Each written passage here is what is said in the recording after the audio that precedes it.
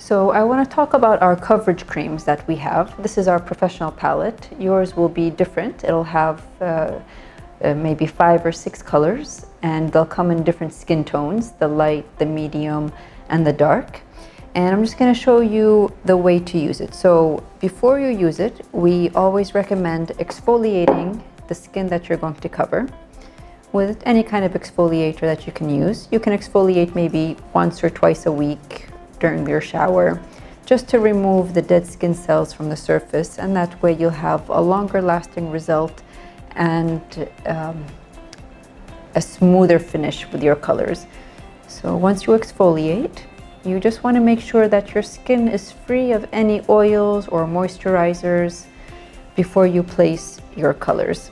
I'm also going to make sure that the skin is dry and moisture free by using the thinner that I'll use to wipe the area I'm going to work on. So in your mixing well, I like to use both sides of it. In one side, I'll place the thinner, and the other side I'll use as a mixing well. So the first thing I would recommend is just to kind of get a baseline. Just do a quick tester of any of the colors you think are close to your skin tone, and then you'll work with that color. That's pretty close actually. Okay, so this is probably the closest to the skin color that I have. And just take a small bit actually goes a long way. You'll see it a little bit because we use the thinner. And you'll take either a sponge or a brush, dunk it in your thinner, squeeze out the excess, and just kind of rub it with a little bit of the color that you chose, and you can apply it to your skin. That's actually very close, if not exact, to my skin tone, so I wouldn't really have to change it, but just for purposes, I'm going to show you how you'd mix it with a different color. You just take a bit of the other color if you need to lighten it, or a darker color if you need to darken it. And again, with the thinner, just brush out the excess and just go ahead and mix it together in your mixing well. Now, if you have large areas to cover, you can certainly use a bigger brush or sponge. And for smaller ones, the small brushes work extremely well. So in this case, I lightened it by adding a lighter color, and you can tell the difference between both of them. This one takes a little longer to dry actually. It'll take about 1 or 2 minutes to dry.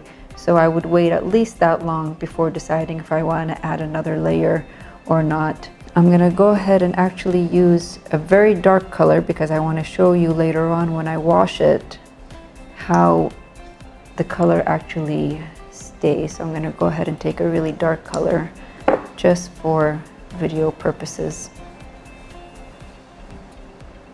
So this is the dark color that I'm going to place right next to it. And as you can see, with a small amount and the brush, you can just go ahead and even spread it to quite a large area. Now, if it is too dark, you can go ahead and add a lighter color on top, or you can just place your brush in the thinner, remove all the excess color, and if you just go ahead on top of it, it will automatically make it a lighter shade if that's what you want it to do. Now be careful you don't add too many layers, because if you add a lot of layers, it'll give it kind of a cracked and flaky look. So try to keep it as thin as possible. So we're just going to give it a few minutes, let it dry. You can feel it with your finger. It feels a little sticky. If it's still sticky, it means it's still drying. Once it dries, it should be a very smooth and like see here, it's not dry yet. It'll just be smooth and it won't feel sticky once it's set. So I gave it about 3 minutes for it to dry. It's not sticky anymore, and so as you can see, it doesn't rub off even on the white cloth, and it is waterproof. So I'm just gonna go ahead and dunk this in some water just to show you that it does resist water. We're gonna go to the wash basin now, and I'll show you even under running water that it still stays in place. For those of you who are asking if they can go swimming or take a shower with these colors on. So here we are under the wash basin, and the the colors stay under the running water, and even rubbing it. They don't really remove. And even with soap, I wouldn't recommend scrubbing harshly with soap, but even with soap, the colors will tend to stay in place and not run. And even wiping them with the towel, it kind of stays. Even if I put a little bit more pressure on them, they don't tend to budge.